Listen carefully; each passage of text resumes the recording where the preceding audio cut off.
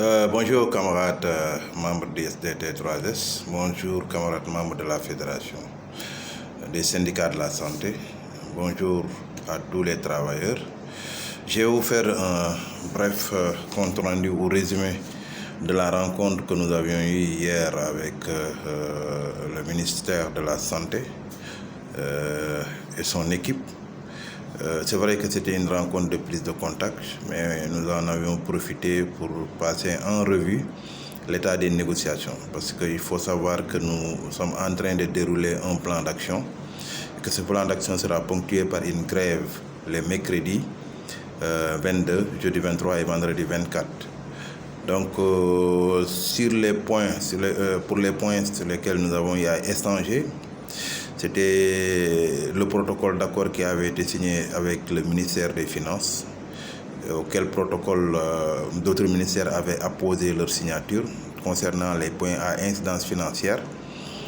Nous avons constaté qu'il y a plus de la moitié du personnel, en tout cas étatique, qui n'a pas reçu, surtout le personnel administratif et technique, surtout le personnel d'appui.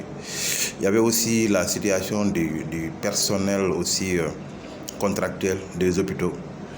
Mais ce qu'on a constaté est que hier même, avant-hier, il y avait une note signée par la directrice générale des établissements publics de santé pour demander à ce qu'on lui établisse la liste du personnel contractuel, éventuellement dans le but de les payer. Nous avons constaté jusqu'à présent que cela n'a pas été fait. C'est pour cette raison que nous, en conclusion, nous avons décidé de maintenir notre mot d'ordre de grève et de la marche que nous devons organiser le mercredi prochain, c'est-à-dire le 29. Donc, c'est sur ce point précis que nous avons aussi discuté des problèmes liés à la formation, du plan de carrière et autres. Et actuellement, la formation qui se passe, nous n'avons pas manqué de lui souligner, nous en tant qu'organisation, que la manière dont on est en train de faire les formations pour le reclassement des techniciens supérieurs ne nous agrée pas.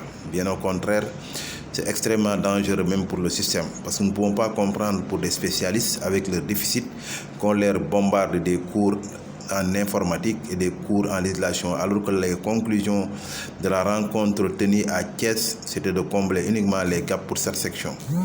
Et nous avons récusé même la division de la formation qui n'a pas la compétence pour faire, et nous réclamons à ce que cela soit amené au niveau de l'INDSS et que cette formation soit faite au niveau des responsables de section. En ce qui concerne le paiement des agents au niveau de la fonction publique, ils ont essayé de nous parler, de nous dire de nous demander de donner la liste que les personnes se signalent pour qu'on puisse les régulariser. Nous avons été très clairs avec eux, bien qu'ils ont essayé de nous embarquer dans des interprétations qui n'ont aucun sens, parce que quand ils nous parlent dans les dispositions que ça concerne le cadre des fonctionnaires de la santé, nous les avions fait comprendre que les dispositions du décret 77-887, c'est bien libellé. C'est le statut particulier du cadre des agents de la santé publique et de l'action sociale. Donc, il n'y a aucune exclusion et il n'y a aucune ambiguïté pour nous. Et il est impératif que toutes ces personnes-là soient payées. En tout cas, ils nous ont assuré qu'ils vont établir ils ont déjà saisi les ministères concernés pour que cela puisse être corrigé. En ce qui concerne aussi les contractuels, ils ont fait une simulation qui avoisine les 8 milliards. Et Madame le ministre nous a fait comprendre, même lors de la dernière réunion du Conseil des ministres, en plus d'avoir déposé les courriers de façon officielle, il avait amené par devers lui les mêmes copies qu'il a remis au ministère des Finances et les autres ministères concernés. Nous avons réclamé la reprise des négociations sectorielles avec son département ministériel et les autres départements ministériels, que ce soit l'urbanisme, avec les logements, les terrains, les collectivités locales et le ministère aussi de la fonction publique. Il y a aussi un problème qui a été posé, celle des agents de santé communautaires, qu'ils soient diplômés ou non diplômés, dans le cadre d'un plan de de régularisation et de leur trouver un statut. Ils nous disent qu'ils n'excluent pas. On a aussi beaucoup parlé de la formation. Et le ministre a dit que réellement ce qui se passe dans le cadre de la formation est d'une extrême gravité. C'est-à-dire qu'ils ont essayé de mener des enquêtes et se sont rendus compte que beaucoup d'écoles, plus d'une quarantaine, ne répondent pas aux normes.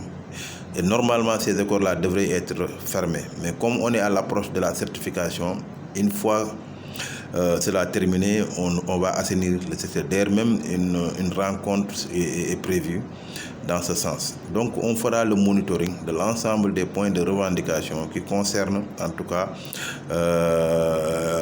les travailleurs de la santé.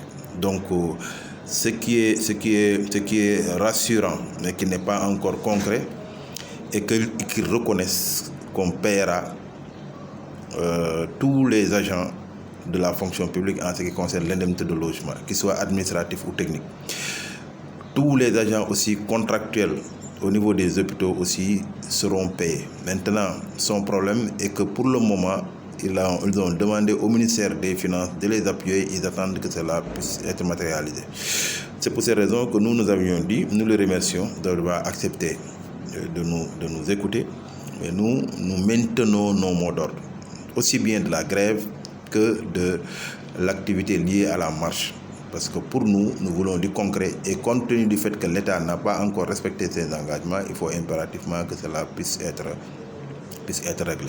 Donc ça, c'est des éléments sur lesquels nous avons eu à discuter. Nous avons passé aussi en revue les points de la plateforme revendicative qui devrait faire l'objet de discussion au niveau du ministère de la Santé.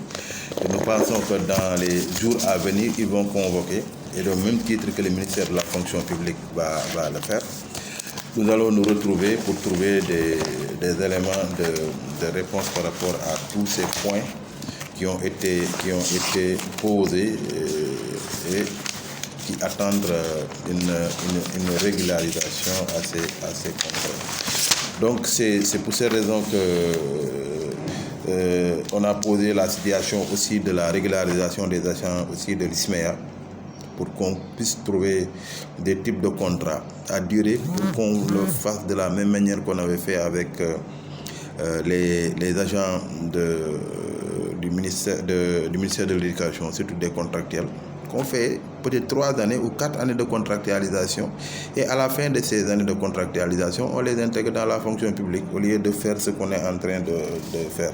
On a parlé aussi du problème de la gouvernance. Et